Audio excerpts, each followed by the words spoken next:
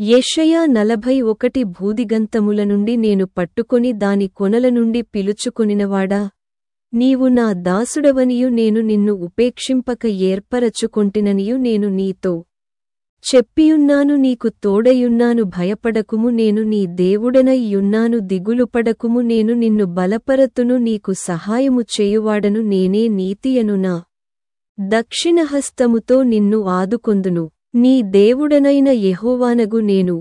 భయపడకుము, నేను నీకు సహాయము చేసెదనని చెప్పుచు నీ కుడిచేతిని పట్టుకొనుచున్నాను.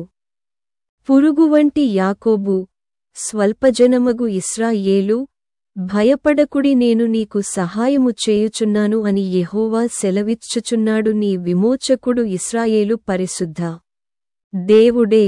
కక్కులు పెట్టబడి పదునుగల క్రొత్తదైన నురిపిడి మ్రానుగా నిన్ను నియమించియున్నాను. నీవు పర్వతములను నూర్చుదువు, వాటిని పొడిచేయుదువు, కొండలను పొట్టువలె చేయుదువు. నీవు వాటిని గాలించగా గాలి వాటిని కొనిపోవును, సుడిగాలి వాటిని చెదరగొట్టును. నీవు యెహోవాను బట్టి సంతోషించుదువు, ఇశ్రాయేలు పరిశుద్ధదేవుని బట్టి అతిశయపడుదువు.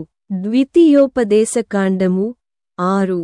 భయపడకుడి, వారిని చూచి దిగులుపడకుడి, నీతో కూడా వచ్చువాడు నీ దేవుడైన యెహోవాయే.